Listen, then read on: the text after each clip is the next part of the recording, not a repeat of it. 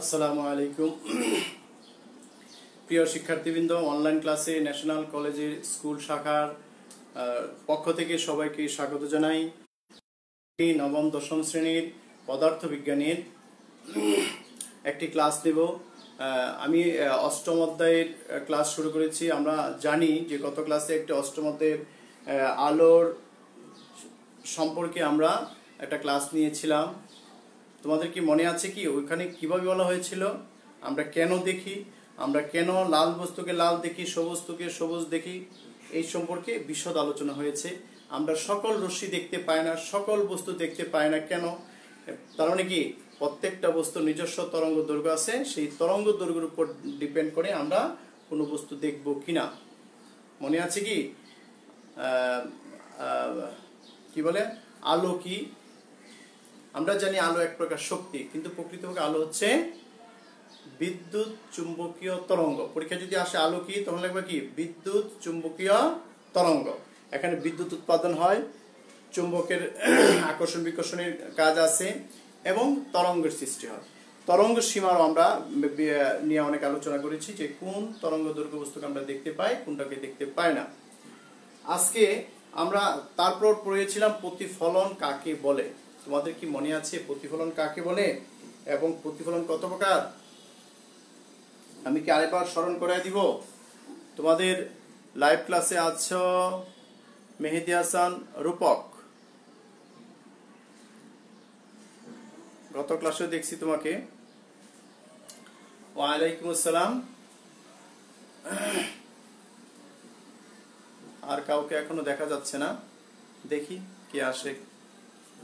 আচ্ছা, এরপরে আসো প্রতিফলনটা কি।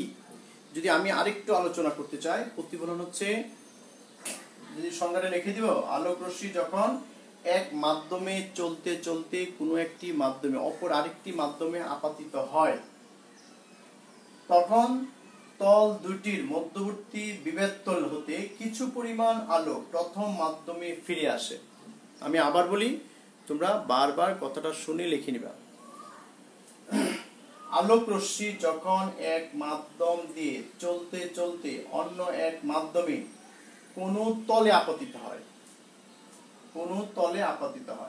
তখন দুই মাধ্যমের বিভেদ তল হতে কিছু পরিমাণ আলো প্রথম মাধ্যমে ফিরে আসে। এই প্রথম মাধ্যমে ফিরে আসার এই ঘটনাকে আলোর প্রতিফলন বলে। সুতরাং প্রতিফলনের সংজ্ঞাটা কিন্তু বেশি কঠিন না। ফাহাদ আহমেদ, যে আলোক রশ্মি যখন এক মাধ্যম দিয়ে চলতে চলতে অন্য একটি মাধ্যমে কোন তলে আপতিত হয়, তখন দুই মাধ্যমের বিভেদ তল হতে কিছু পরিমাণ আলো প্রথম মাধ্যমে ফিরে আসে।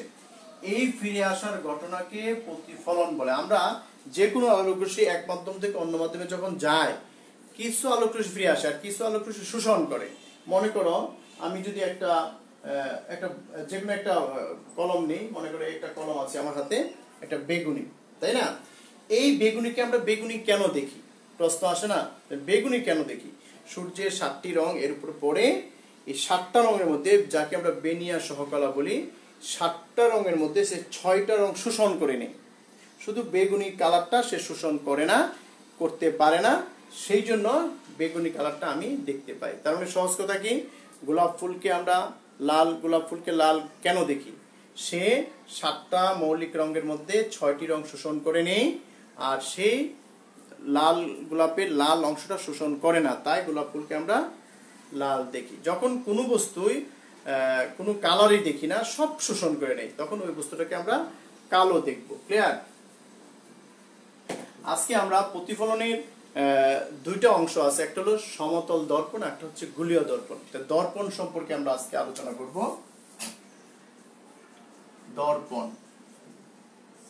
দর্পণ কি যদি পরীক্ষা আসে 1 নম্বরে, দর্পণ কি, তখন কি লিখবে তোমরা?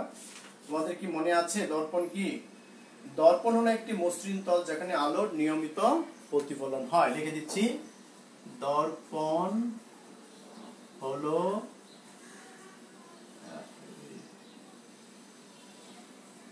একটি মসৃণ তল যেখানে আলোর নিয়মিত প্রতিফলন হয়, নিয়মিত প্রতিফলন হয়। যেমন দর্পণ সম্পর্কে আমরা জানি যে একটা দর্পণ যদি থাকে, এক সাইডে কি রূপার প্রলেপ দেওয়া হয়, যদি কি দেওয়া হয় রূপার প্রলেপ বা অ্যালুমিনিয়াম প্রলেপ, তখন ওই সাইডে আলোক রশ্মি পড়ে না, এই থেকে আলোক রশ্মি যায় আবার এই খারাপ ভাবে ফিরে আসবে যদি আমরা খারাপ ভাবে যায়। আর যদি তীর্যক ভাবে একটা আলোক রশ্মি যায়, সে তীর্যক ভাবে ফিরে আসবে, তাই না? গত ক্লাসে এই সম্পর্কে আলোচনা করছি, যেটা আপতিত হয় প্রতিফলিত রশ্মি, মাঝখানে যদি একটা অবিলম্ব হয়, এই আপতন কোণ প্রতিফলন কোণ সমান। আর আপাতিত রশ্মি প্রতিফলিত রশ্মি বিভেদ তলের একই বিন্দুতে অবস্থান করে, এটা হলো প্রতিফলনের প্রথম সূত্র। দ্বিতীয় সূত্র হচ্ছে আপতন কোণ প্রতিসরণ কোণ সমান, এটা আলোচনা করা হয়েছিল। আচ্ছা, এরপরে আসো এই সমতল দর্পণে কি কি কাজ হয়, আমরা কি কাজ করি, আর তোমাদের বই বা কি আছে সেই সম্পর্কে আমরা আলোচনা করব।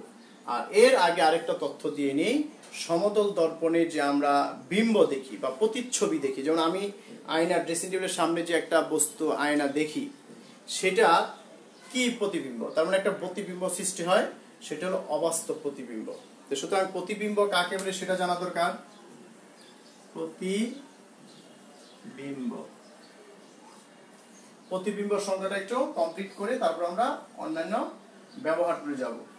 কোন বিন্দু থেকে নির্গত আলোক রশ্মি কোন তলে আপতিত বা প্রতিফলিত হয়ে কোন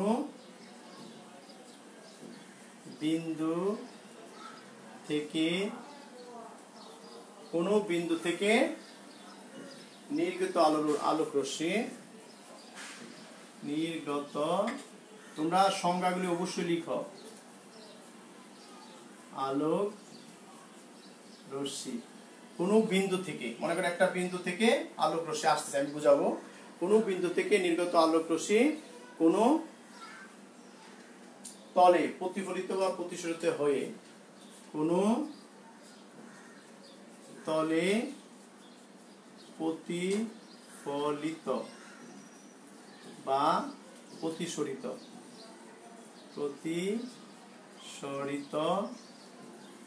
হয়ে দ্বিতীয় কোন বিন্দুতে মিলিত হয়, দ্বিতীয় কোন বিন্দুতে মিলিত হয় বা দ্বিতীয় কোন বিন্দু থেকে অপসৃত হচ্ছে বলে মনে হয়, অপসৃত হচ্ছে বলে মনে হয়, তবে দ্বিতীয় বিন্দুকে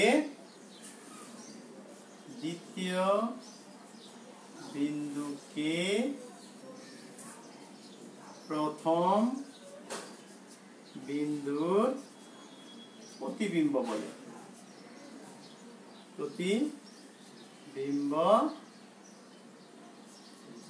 বলে, দেখো বুঝতে পারছো কিনা?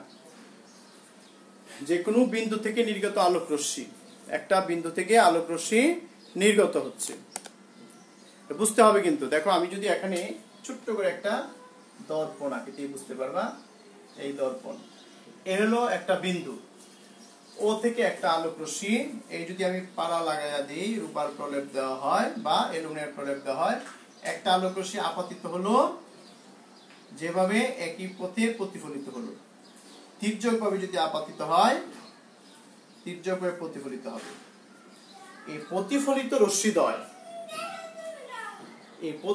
রশ্মিদ্বয় পিছন দিকে বর্ধিত করলে, এবার বাড়ায় দিলাম, মনে করো এই বাড়ায় দিলাম, এই আই, মনে হচ্ছে যে আই বিন্দু থেকে আলোক রশ্মি নির্গত হচ্ছে, সুতরাং এই দ্বিতীয় বিন্দুটা কি হলো বলা হয় প্রথম বিন্দুর কি অবাস্তব প্রতিবিম্ব। মিলিত হলে অবাস্তব। আচ্ছা আমি আর একটু নিচে নামাই দিই, এই যে এইদিকে একটু দেখো, আমি আবার একটু বলি শোনো, কোনো বিন্দু থেকে নির্গত আলোক রশ্মি কোনো তলে প্রতিফলিত বা প্রতিসরিত হয়ে দ্বিতীয় কোনো বিন্দুতে প্রতিফলিত হতে পারে, প্রতিসরিত হতে পারে। যেমন এটা প্রতিসরিত হচ্ছে, দেখো প্রতিসরিত হচ্ছে মানে অপর পৃষ্ঠায় গিয়ে মিলিত হচ্ছে। আর যদি আমি গোলীয় দর্পণ ব্যবহার করি তখন দেখা প্রতিফলিত হবে। এটি বলা হয়েছে প্রতিসরিত বা প্রতিফলিত হয়ে দ্বিতীয় কোনো বিন্দুতে মিলিত হয় বা দ্বিতীয় কোনো বিন্দু থেকে অপসৃত হচ্ছে বলে মনে হয়, তবে দ্বিতীয় বিন্দুকে প্রথম বিন্দুর প্রতিবিম্ব বলে। এখানে দুইটা শব্দ ব্যবহার করা হয়েছে, প্রতিফলন, মিলিত হওয়া, প্রতিসরণ মানে কি অপসৃত হওয়া। সুতরাং এই জন্য প্রতিবিম্ব দুই প্রকার। প্রতিবিম্ব কত প্রকার? দুই প্রকার। এক নাম্বার, ইহা দুই প্রকার। এক, বাস্তব বিম্ব বা প্রতিবিম্ব, একই কথা।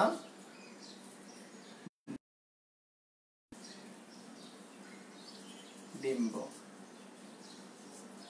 দুই নাম্বার, অবাস্তব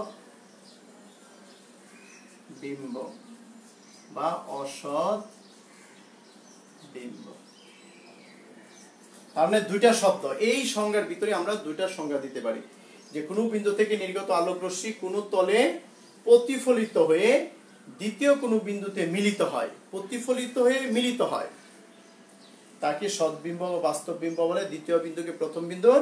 আর যদি বলো কোনো বিন্দু থেকে নির্গত আলোক রশ্মি প্রতিসরিত হয়ে দ্বিতীয় কোনো বিন্দু থেকে অপসৃত হচ্ছে বলে মনে হয়, তাকে দ্বিতীয় বিন্দুকে প্রথম বিন্দুর অবাস্তব প্রতিবিম্ব বলে। সুতরাং এখানে প্রতিবিম্ব সংজ্ঞাটা কিন্তু বাস্তব প্রতিবিম্ব, অবাস্তব প্রতিবিম্বের সংজ্ঞাটা কিন্তু বিম্বের প্রতিবিম্বের সংজ্ঞার ভিতরে আছে দুইটা অংশ।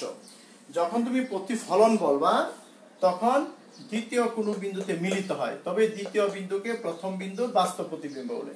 আর যদি অবাস্তব বলো তখন কোনো বিন্দু থেকে নির্গত আলোক রশ্মি প্রতিফলিত হয়ে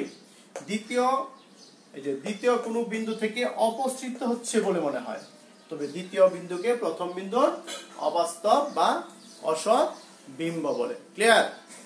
এখানে দুইটা অংশ কিন্তু আমি বলে দিলাম। স্যার বোর্ড ক্লিয়ার না? হ্যাঁ, আমি আরেকটা কথা তোমাদেরকে প্রতিদিন বলি, বোর্ড ক্লিয়ার হয় না ইন্টারনেটের কারণে। ইন্টারনেটের কোনো একটা কারণে সেটা সঠিক কেউ এখনো বলতে পারতেছে না। হ্যাঁ, আমি এই জন্য বোর্ডের লেখা কিন্তু বারবার মুখে বলতেছি, তাই না? সেই জন্য তোমরা আমার কথা শুনে লিখবা, তার সমস্যা হবে না। কোনো এক সময় বোর্ড পরিষ্কারও হতে পারে, সেটা বলা কঠিন। এক সময় ক্লিয়ার, এক সময় অস্পষ্ট দেখা যায়। আচ্ছা, এরপরে আমরা সমতল দর্পণের কি কি প্রশ্ন আসতে পারে, বড় প্রশ্ন, সেটা নিয়ে আলোচনা করতেছি। হ্যাঁ, আমরা কি পেলাম? সমতল দর্পণে দুই ধরনের প্রতিবিম্ব তৈরি হয়। সমতল দর্পণ না, যে কোনো দর্পণে, গোলীয় দর্পণ হতে পারে, সমতল দর্পণে অবাস্তব প্রতিবিম্ব হয়।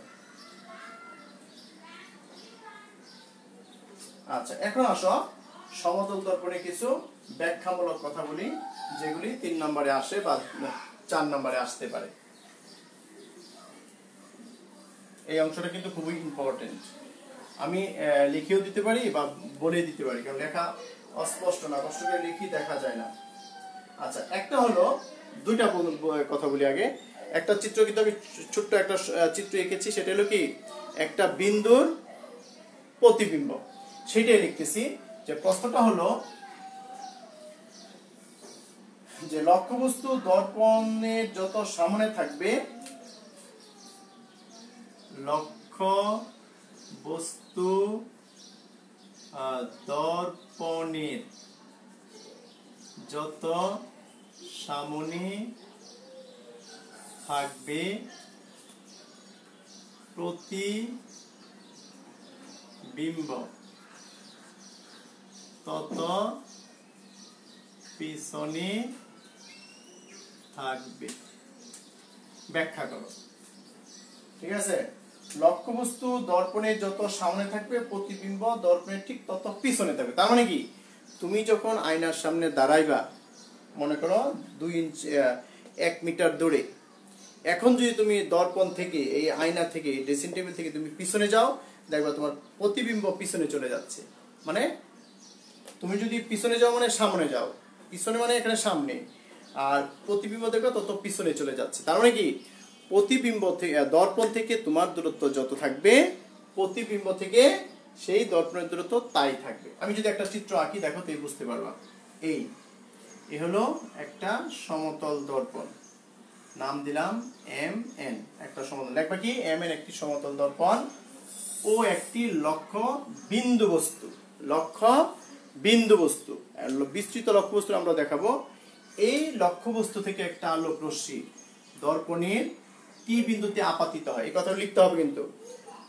ও থেকে একটি আলোক রশ্মি দর্পণের টি বিন্দুতে আপতিত হয়ে সোজা পথে টি ও পথে প্রতিফলিত হয়।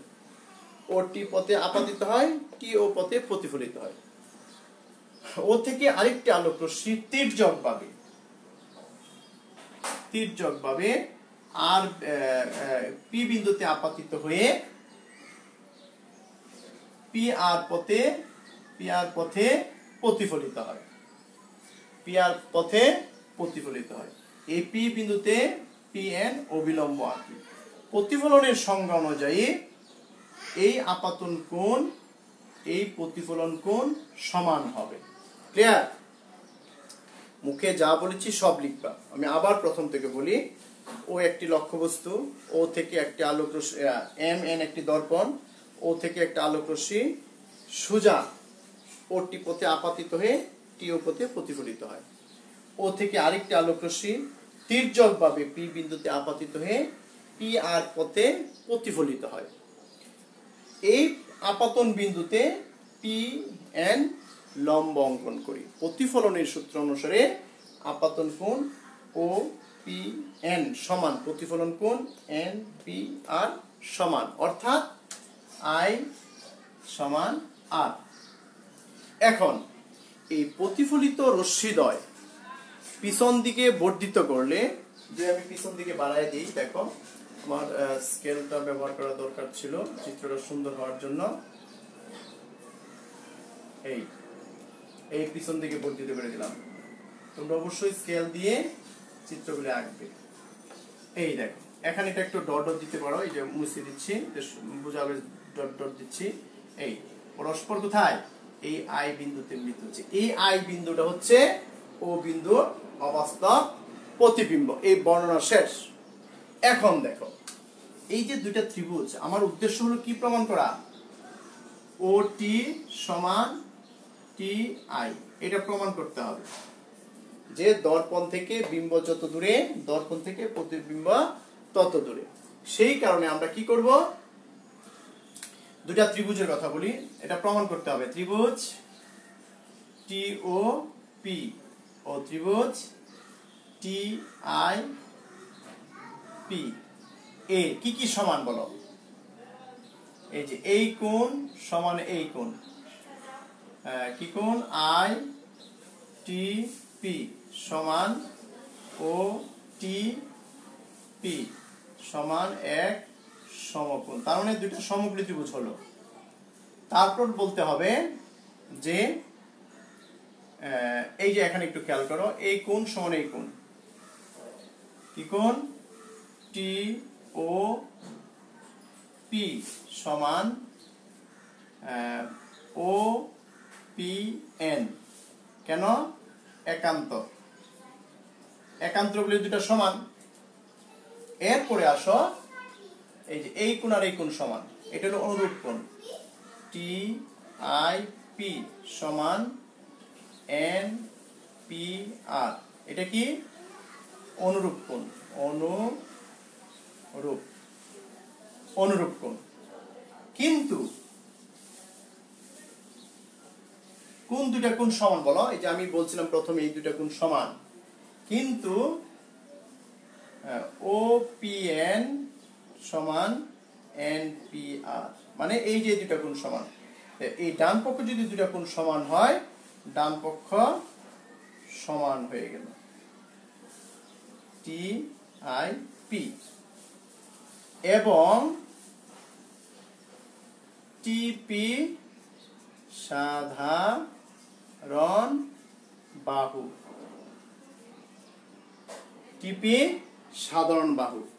তো এখন দেখো দুইটা ত্রিভুজের দুটি কোণ সমান, এই একটা কোণ এই একটা কোণ এবং একটি বাহু সমান, সুতরাং ত্রিভুজ টিওপি সর্বসম ত্রিভুজ টিআইপি। কেন বানালাম? সুতরাং আমরা লেখার জন্য যে টিআই সমান টিও, এইটা হলো প্রমাণিত। টিআই মানে কি বলো? প্রতিবিম্বের দূরত্ব। ওটি কি, টিও কি? লক্ষ্যবস্তুর দূরত্ব। তার মানে দর্পণ থেকে প্রতিবিম্বের দূরত্ব আর দর্পণ থেকে লক্ষ্যবস্তুর দূরত্ব সমান। সুতরাং এই তথ্যগুলি তোমরা লিখতে হবে। তো আমরা কি পেলাম? যে একটা বিন্দু থেকে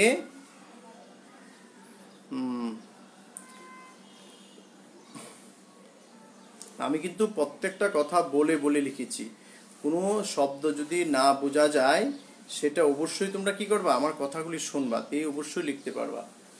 দুইটা ত্রিভুজ সর্বসম বানানো হলো। কেন বানানো হলো? টিআই সমান টিও লেখার জন্য, যাতে আমরা বলতে পারি লক্ষ্যবস্তু ও থেকে দর্পণ টি এর দূরত্ব, প্রতিবিম্ব আই থেকে দর্পণ টি এর দূরত্ব সমান, অর্থাৎ আইটি সমান টিও। এরপরে আসো আমরা আরেকটা প্রশ্ন দেখি। আজকে দর্পণ সম্পর্কে যা আছে সব বলবো, কারণ দ্বিতীয় ক্লাস নেওয়া যাবে না দর্পণ। তারপর আমরা গুলীয় দর্পণে চলে যাব। সমতল দর্পণ সম্পর্কে আজকে আলোচনা করব। আমরা দেখাইলাম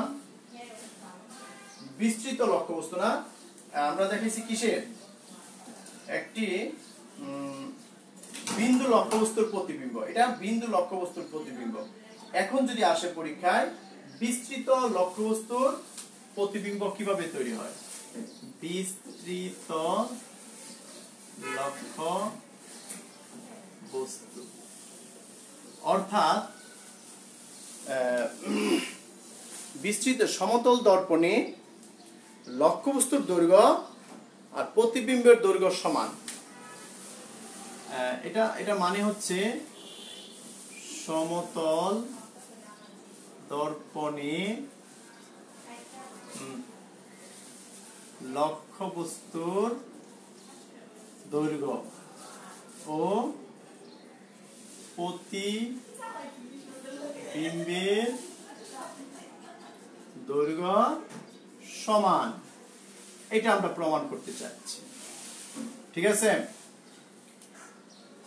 তাহলে আমরা বিস্তৃতি লক্ষ্যবস্তু একটা আঁকতে হবে। আর চিত্রটা কিভাবে আঁকতে হবে? চিত্র আঁকা আর বাস্তবে বর্ণনা দেওয়া কিন্তু একটু ভিন্ন হবে। যেমন দেখো, আমি এই পাশে আঁকি, এই হলো একটা লক্ষ্যবস্তু।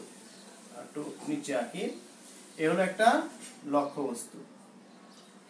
আর এখানে একটা দর্পণ দেওয়া আছে, এই দর্পণ। আর আমরা জানি লক্ষ্যবস্তু থেকে দর্পণের দূরত্ব আর প্রতিবিম্বের দূরত্ব সমান, যা আমরা আগে প্রমাণ করেছি। তার মানে লক্ষ্যবস্তু যদি ওএ লিখি, লক্ষ্যবস্তুর নাম কি? ওএ। আর দর্পণ যদি আমি এমএন লিখি, এম এন, আর দর্পণে কোথায় বিন্দুতে মিলিত হচ্ছে? পি বিন্দুতে মিলিত হচ্ছে। তার মানে কি এপি। আর এখানে যদি এটা দেই তোমার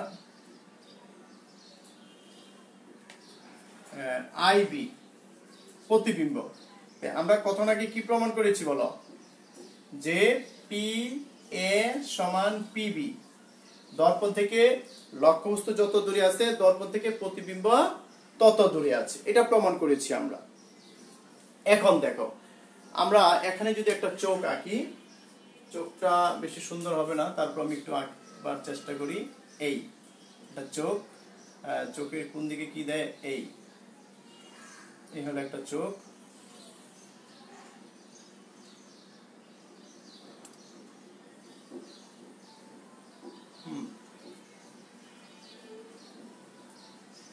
এখন দেখো, চোখটা ভালো হয় নাই, তারপরে তোমরা একটু সুন্দর করে আঁকবার চেষ্টা করো।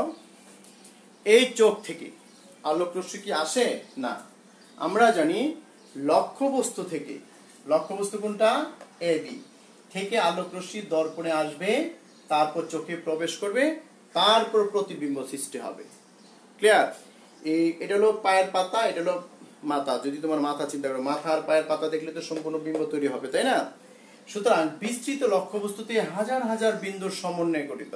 সুতরাং শীর্ষবিন্দু আর পাদবিন্দুর প্রতিবিম্ব যদি পাই, তবে আমরা সম্পূর্ণ বস্তুর, বিস্তৃত লক্ষ্যবস্তুর প্রতিবিম্ব পাবো। এই জন্য আমরা নিচের বিন্দুটা পাতা, পায়ের পাতার বিন্দু এবং মাথা বা শীর্ষবিন্দুটার প্রতিবিম্ব তৈরি করব। আমরা জানি এ থেকে একটা আলোক রশ্মি দর্পণে পড়বে, তারপর চোখে পড়বে, তারপর আমরা দেখব।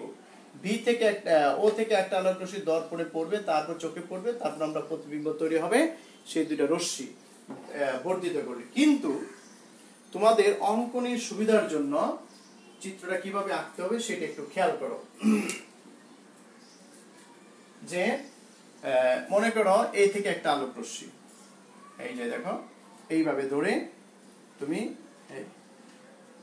আবার দেখাচ্ছি আমি, এই এ থেকে আরেকটা আলোক রশ্মি এই মাথায়,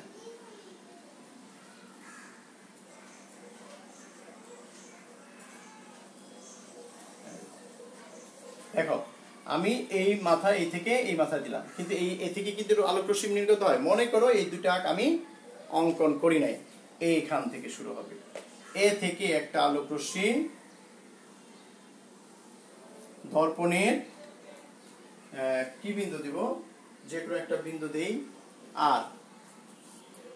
আর বিন্দুতে আপাতিত হয়ে, দেখো আর বিন্দু আসছে, দর্পণে বাধা পেয়ে চোখের ভিতরে প্রবেশ করলো।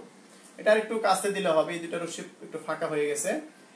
আর পায়ের মাথা থেকে একটা আলোক রশ্মি, এই দেখো, এই হলো মাথা থেকে একটা আলোক রশ্মি দর্পণে আপাতিত হয়ে কোথায় পড়তেছে? এই চোখের ভিতরে প্রবেশ করে। এই প্রতিফলিত রশ্মিদ্বয় পিছন দিকে বর্ধিত করলে বিস্তৃত লক্ষ্যবস্তুর প্রতিবিম্ব তৈরি হবে। বিস্তৃত লক্ষ্যবস্তু আমরা তো জানি এই যে এইটুকু সমান হবে, এটা আমরা প্রমাণ করতে চাচ্ছি এবার। যে বিস্তৃত লক্ষ্যবস্তুর, এই হলো বিস্তৃত লক্ষ্যবস্তুর প্রতিবিম্ব। পরীক্ষা কিন্তু এটাও আসতে পারে যে বিস্তৃত লক্ষ্যবস্তুর প্রতিবিম্ব অঙ্কন করো। হ্যাঁ, তখন তোমরা এইভাবে একে দিয়ে দিলেই হবে যে ও এ একটা বিস্তৃত লক্ষ্যবস্তু, ও থেকে একটি আলোক রশ্মি দর্পণের, এখানে কিউ দিলাম, কিউ বিন্দুতে আপাতিত হয়ে চোখের মধ্যে প্রবেশ করে। এ থেকে একটা আলোক রশ্মি দর্পণে আর বিন্দুতে আপাতিত হয়ে চোখে প্রবেশ করে। এই প্রতিফলিত রশ্মিদ্বয় পিছন দিকে বর্ধিত করলে ও বিন্দুর প্রতিবিম্ব হবে আই, বি বিন্দুর প্রতিবিম্ব হচ্ছে না, সরি, এ বিন্দুর প্রতিবিম্ব হচ্ছে বি।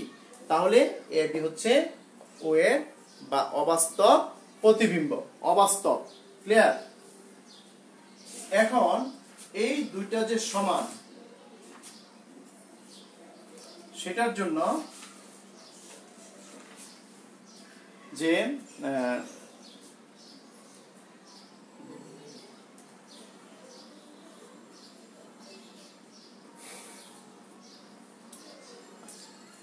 সমতল দর্পণ থেকে লক্ষ্যবস্তুর দৈর্ঘ্য প্রতিবিম্ব দৈর্ঘ্য, এই দুইটা দৈর্ঘ্য সমান, সেটাও প্রমাণ করতে হবে।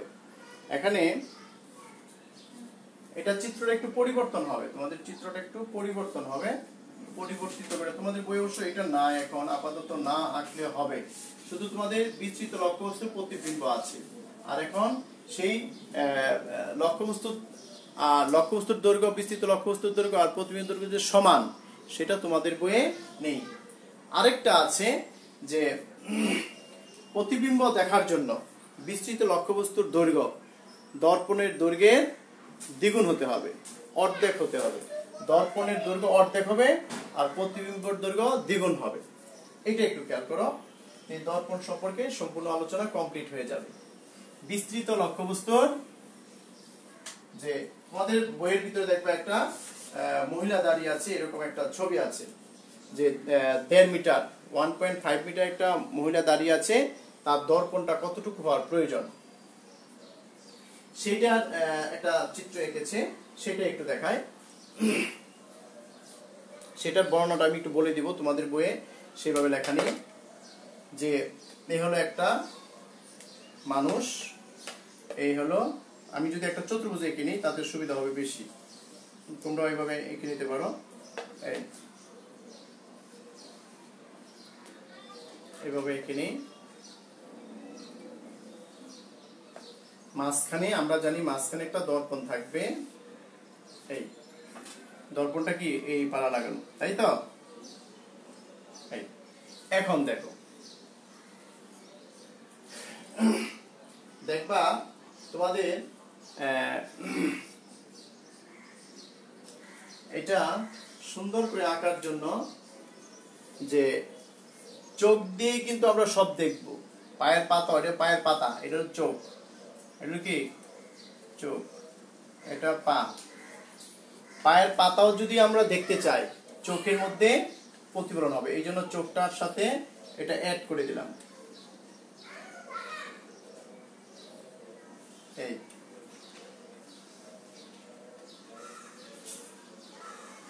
আর এই তার মানে পায়ের পাতা থেকে একটা আলোক রশ্মি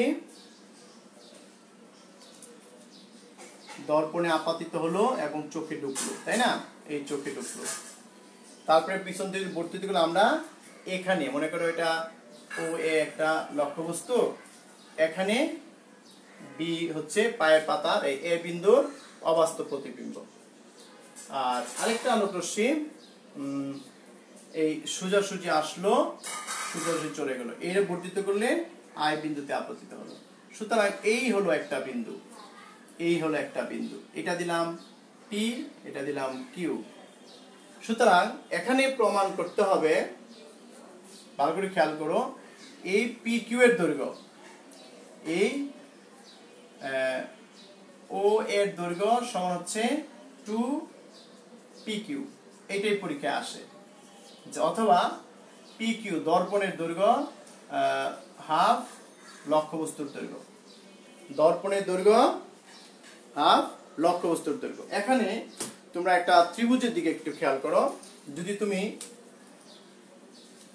ও আই বি একটা ত্রিভুজ চিন্তা করো, এই ত্রিভুজের মধ্যবিন্দু দেখো, আই বি এর মধ্যবিন্দু পি, বি ও এর মধ্যবিন্দু কিউ, পি কিউটা এই পি কিউ সমান্তরাল আই বি। তোমরা কিন্তু এবার লিখতে হবে, এটা কিন্তু বইয়ে লেখা নাই।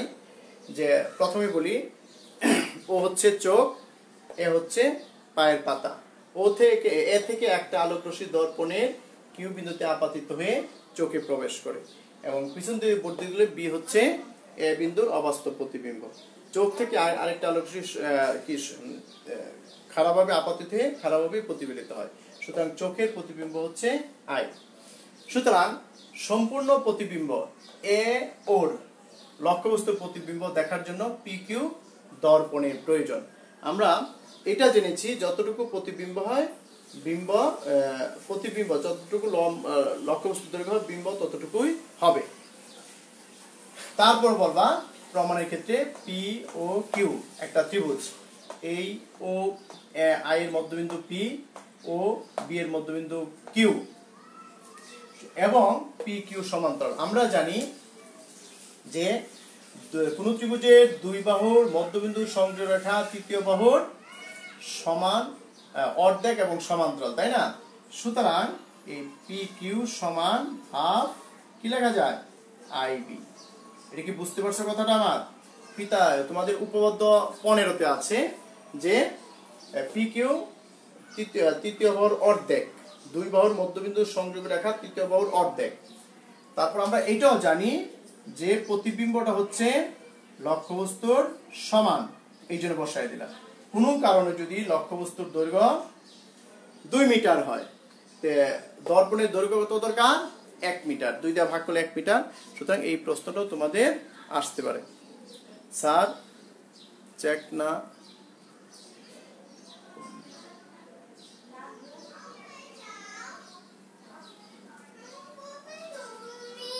বুঝি নাই, তোমার লেখাটা বুঝি নাই রে বাব। আচ্ছা, আমরা কি বুঝতে পারছি যে আমরা একটা লক্ষ্যবস্তুকে দর্পণে দেখতে হলে দর্পণের দৈর্ঘ্য লক্ষ্যবস্তুর দৈর্ঘ্যের অর্ধেক হওয়া প্রয়োজন। এই প্রশ্নটা তোমাদের ইম্পর্টেন্ট। এই সমতল দর্পণে এই কয়েকটা প্রশ্ন বেশি আসে। তোমরা এই হলো সমতল দর্পণের তোমাদের আলোচনা। আগামী ক্লাসে আমরা গোলীয় দর্পণের সম্পর্কে অনেক আলোচনা করব, তারপর আমরা চলে যাব।